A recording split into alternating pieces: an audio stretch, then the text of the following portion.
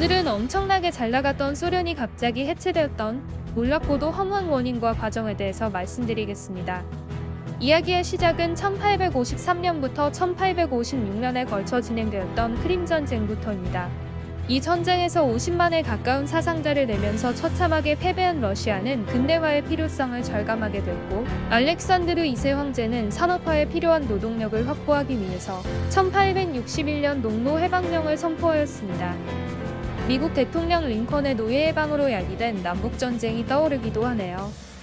당시 가족이 많을수록 땅을 더 많이 분배받을 수 있었던 이유로 출산율이 미친 듯이 폭증하기 시작했고, 많은 농민들이 농토가 부족해지자 도시로 몰려가서 저임금 노동자가 될 수밖에 없었습니다.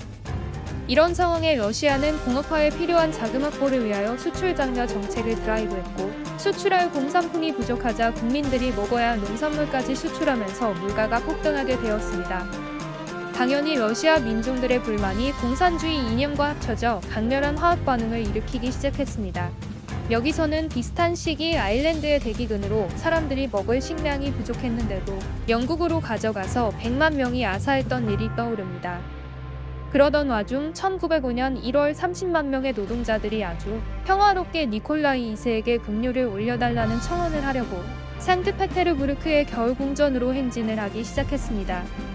이때 황제는 휴가를 떠나서 겨울궁전에 없었는데, 이들을 막아선 황제의 군대는 노동자들을 향해 소총과 대포로 일제 사격을 했고, 기병대가 돌진하여 칼을 휘두르며 잔혹하게 학살을 시작했습니다. 이때 1000명 이상의 노동자가 사망한 것으로 알려지고 있습니다. 이런 와중에 1905년 1월 러일전쟁을 일으킨 일본군에 의해 리순항이 함락되었고, 1904년 10월에 일본을 격파하기 위해 떠난 발트 함대가 지구를 반바퀴 돌아서 1905년 5월 대한해협으로 접어들 때 37척 중 3척만 도주하고 4,400여 명의 전사자와 6천여 명의 포로들을 남긴 처참한 패배를 하게 되었습니다.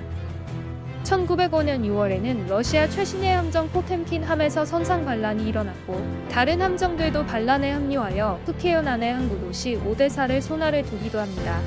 안 좋은 일이 러시아의 꼬리에 꼬리를 물고 발생하기 시작합니다.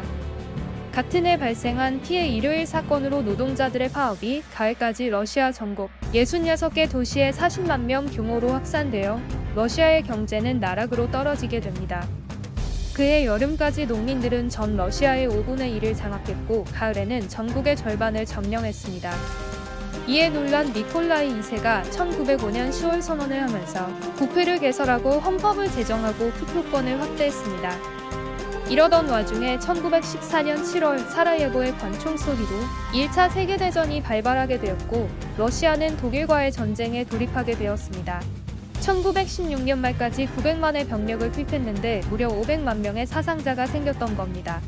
나락으로 떨어졌던 경제 상황에서 참전했기 때문에 돈을 마구 찍어내기 시작했고, 물가는 치솟아 오르기 시작했습니다. 1916년부터 100만 명 이상의 노동자가 파업에 참여하기 시작했고, 전쟁터에선 병사들의 탈영과 고의적인 상관 살해도 빈발했습니다. 1917년 2월 세계 여성의 날을 맞아 노동자들이 파업과 시위를 시작했는데, 진압을 명받은 모든 병사들도 혁명에 가담하여 러시아 제국은 무너지게 되었습니다. 이것이 바로 2월 혁명입니다. 이때 독일이 후방 교란을 목적으로 스위스에서 망명 중이던 블라디미르 레닌을 러시아로 보냈습니다. 부르주아 계층 멘셰비키 볼셰비키의 대립과 혼란이 극에 달하면서 경제는 연료난과 원료, 식량의 부족으로 대혼란에 빠졌습니다. 1917년 10월 부르주아가 대거 참여하는 러시아 공화국에 불만을 품은 볼셰비키는 레닌과 스탈린의 주도로 무장봉기를 일으켰고, 모든 거점을 장악하여 세계 최초의 공인된 노동자국가가 탄생했습니다. 이후 1917년부터 1922년까지 러시아 적백내전이 벌어졌고, 모스크바가 볼셰비키에 장악당하고, 백군 황제파는 한반도 인근 연해주의 블라디보스토크까지 쫓겨왔습니다. 이 내전에서 적군은 공산주의 사상이 퍼져나가는 것을 두려워했던 전 세계 각국의 간섭과 침입을 받았으나 황제파를 몰아내고 러시아를 통일했습니다. 1922년 12월 제1차 전연방 소비에트 대회에서 러시아, 우크라이나, 벨로루시, 자카파스 4개국이 소비에트 사회주의 공화국 연방을 결성하면서 우리가 아는 소련이 탄생하게 되었습니다. 1920년대 후반부터 1930년대를 강타한 세계 경제 대공황으로 서방 세계의 경제가 처참하게 무너져갈 때 스탈린의 소련은 크게 약진했습니다. 이어서 그들이 대조국전쟁이라고 하는 독일과의 2차 세계대전에서 잃었던 영토를 되찾고 동독을 포함한 동유럽을 모두 영향권으로 두게 되었으며 아시아에서는 중국, 북한, 베트남까지 손아래 두면서 대박이 났습니다. 심지어 쿠바 혁명을 필두로 중남미에서도 대규모 좌익운동이 일어나게 되고 엄청나게 성장한 공업 생산력과 강대한 군사력으로 미국의 최대 경쟁 상대인 초강대국으로 성장했습니다. 이때부터 소련의 국운이 크게 상승하게 됩니다. 1953년 스탈린 사후 말렌코프가 서기장이 되었으나 권력 싸움에 밀려 6개월 만에 사임했습니다. 그 뒤를 이은 후르시초프 서기장은 스탈린 격하운동을 이끌며 중공과 전쟁에 가까운 분쟁까지 터졌고 이로 인해 중국과 미국이 가까워지는 결과가 초래되기도 했습니다. 동유럽의 폴란드와 헝가리에서는 반소 시위가 일어나서 소련이 진압하기도 했습니다. 이 시기에 소련 국민들의 생활 수준도 개선되었고 서방의 문화도 허용되기 시작했습니다. 1957년 인공위성을 발사하면서 스푸트니크 쇼크로 미국을 충격과 공포에 빠뜨렸습니다. 1962년 10월 미국에 비해 적은 핵무기를 제대로 발사할 수 있는 지역이 없었던 소련은 1959년 공산혁명에 성공한 쿠바의 탄도미사일 기지 건설을 시작하게 됩니다. 이 미사일 기지에서 핵미사일이 발사되면 이 전역이 사정권 안에 들어간다는 사실에 미국은 패닉에 빠지게 되었고 3차 세계대전을 향한 일촉즉발 상황이 이어지게 됩니다. 다행히 후르시초프가 미사일을 철수시키면서 정치적인 타격을 입었고 당시 미 대통령이었던 케네디는 지지도가 폭등했었습니다. 또한 이와 동시에 후르시초프는 광대한 미개 척지를 개간하려고 시도하다가 실패하면서 급감한 농업 생산력과 재래식 군축 시도로 군부의 반발에 부딪혀 1965년 실각합니다. 1965년 서기장이 된 브레즈네프 시대에는 국민들의 생활 수준도 괜찮았고 큰 문제는 없었으나 미국과의 과도한 군비 경쟁으로 국방비가 GDP 대비 12%나 되었습니다. 참고로 최근 대한민국의 국방비는 GDP 대비 2.3%, 미국은 4.7% 수준입니다. 1960-70년대 이스라엘과 중동 간에 발생했던 전쟁으로 야기된 1973년에서 74년의 1차 오일 쇼크, 1979년에서 1981년의 2차 오일 쇼크로 석유의 가격이 4배 가까이 폭등하여 소련은 큰 이익을 취하게 되었고 영향력도 커지기 시작했습니다. 이 자본력으로 세계 각국의 공산주의 사회주의 세력에게 지원도 증가시키기 시작합니다. 1979년 소련은 아프가니스탄을 침공합니다. 1989년 철수할 때까지 평균적으로 10만 명 정도의 소련군이 주둔했는데 광활한 아프가니스탄의 주요 거점으로 분산되어 미국의 베트남 전쟁처럼 이기기 힘든 전쟁이었고 미국을 비롯한 영국, 캐나다, 터키, 서독 등 서방이 소련군과 싸우던 무자헤딘에게 소총부터 RPG, 추첨단 스팅어 지대공 미사일 등을 제공해서 끊임없이 사상자는 늘어나는 구렁텅이로 빠지게 됩니다. 매년 수백억 달러에 달하는 정비 지출이 10년 동안 지속된 아프간 전쟁은 소련 경제에 엄청난 타격을 주게 됩니다. 톰 행크스와 줄리아 로버츠 주연으로 2007년에 제작한 찰리 윌슨의 전쟁이라는 미국 영화를 보시면 미국이 어떻게 천문학적인 지원을 아프가니스탄에게 할 수 있었는지에 대한 배경을 알 수 있습니다. 브레즈네프의 사후 2년간 2명의 무명 서기장을 지나 1985년 유명한 고르바초프가 소련의 서기장이 됩니다. 1980년대에 소련은 매일매일 140만 배럴에 연간 250억 달러의 원유를 수출하는 산유국이었습니다. 이 당시 미국은 소련의 경제에 타격을 주기 위해 1986년 사우디아라비아를 동원하여 대규모 증산을 시작했습니다. 다른 산유국들도 증산에 나서면서 유가는 80% 가까이 폭락하게 되었고 이는 소련 경제에 막대한 타격을 주게 됩니다. 그리고 1983년에는 뉴욕에서 서울로 오던 대한항공 007편이 사할린 상공에서 소련의 전투기에 의해 격추당해 추락했던 사건도 있었습니다. 다시 1986년으로 돌아가면 이해는 소련에게 재앙의 한 해였습니다. 당시 소련에 속해 있던 우크라이나의 체르노빌 원자력 발전소에서 대폭발이 일어났던 겁니다. 자세한 내용은 미국의 드라마 체르노빌을 보시면 알 수 있습니다. 당시 소련 정부는 사고 사실을 숨기기에 급급했으며 방사능 낙진이 전 유럽을 싸그리 덮어버리고 심지어 한국, 일본과 홍콩에도 낙진이 떨어졌을 정도였습니다. 이 사고에 투입된 비용은 소련 국가예산의 전체 규모와 맞먹는 수준이었습니다. 아프간 전쟁의 막대한 비용 유가 폭락으로 인한 타격, 체르노빌 사고의 후폭풍이 소련의 해체를 불러온 결정적인 요인들이 되었습니다. 고르바초프는 냉전을 종식시키고 아프가니스탄에서 소련군을 철수시키는 동시 격렬하게 대립하던 중국과도 화해하는 등 북미 축소와 대탕트를 만들어내어 노벨 평화상까지 수상했습니다. 그러나 아프간 전쟁의 실패, 유가 폭락, 체르노빌 사태로 천천히 회복해야 할 상황에서 급격하게 정치, 경제 개혁을 추진하는 실수를 하게 됩니다. 공산당 일당 독재를 폐기하고 대통령에 취임하여 다당제와 의회제도, 언론의 자유를 보장하는 정치개혁과 시장경제를 도입하게 되었습니다. 이때 갑자기 물가가 폭등했는데 그 대책으로 돈을 마구 찍어내는 바람에 지하경제의 규모만 더 커지게 되었고 경제성장률은 마이너스 11%까지 뒷걸음질치게 되었습니다. 그리고 민주화와 선거를 허용하고 지방자치까지 허용하면서 에스토니아, 라트비아, 리투아니아 발트 3국과 우크라이나 등 공화국들이 독립을 시도하게 되었고 중앙아시아에서는 소수민족의 폭동 사건들이 이어지면서 소련은 큰 혼란으로 빠지게 됩니다. 이 같은 상황을 지켜봤던 중국은 절대로 소련의 전철을 밟지 않기 위해서 반대로 하려고 하지 않을까요? 점진적인 개혁, 공산당 집권을 유지, 민주주의 억압, 지역자치 억압 등 말입니다. 1991년 소련 연방 구성국들에서 시행된 국민투표 결과 연방 유지가 더 높게 나왔지만 에스토니아, 라트비아, 리투아니아 발트 3국은 독립을 확정지어 소련에서 떨어져 나왔습니다. 미국의 아버지 부시 대통령과 전략무기 감축 협정을 조인하고 크림반도에서 여름휴가를 보내던 고르바초프는 공산당 보수 세력의 쿠데타로 인해 감금되어 버립니다. 1936년 시안사변에서 장제스를 감금했던 장취량이 떠오르네요. 이때 의외의 인물이 갑자기 나타납니다. 그의 이름은 보리스 옐친입니다. 그는 쿠데타를 비난하면서 소련 국민들에게 파업을 촉구하고 서방의 도움을 요청했습니다. 저녁 6시 46분 탱크 위에서 고르바초프의 복귀를 위해 총파업을 하자고 하는 역사적인 장면을 만들어내기도 합니다. 수많은 사람들이 모스크바로 진입하는 쿠데타군의 진입을 막으며 분기했습니다. 이에 분위기는 드라마틱하게 반전되기 시작했습니다. 쿠데타 세력이 코너로 몰리기 시작했던 겁니다. 시민들은 길거리로 쏟아져 나와 화염병으로 쿠데타군의 탱크에 맞섰습니다.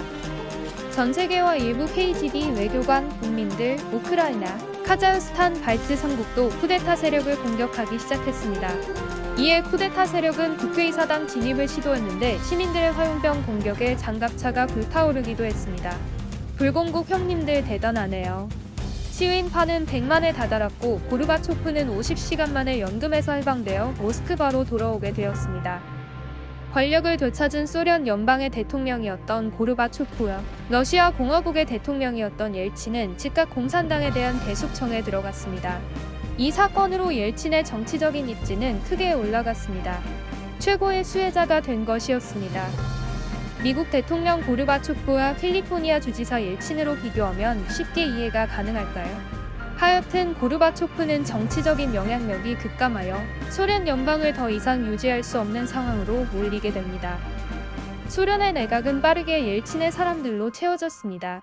공화국 회의에 나온 고르바초프에게 옐친은 자기 사람들의 명단을 건네면서 어서 명단을 읽으시오 라고 큰 소리를 치며 공개적으로 모욕을 주기도 했습니다.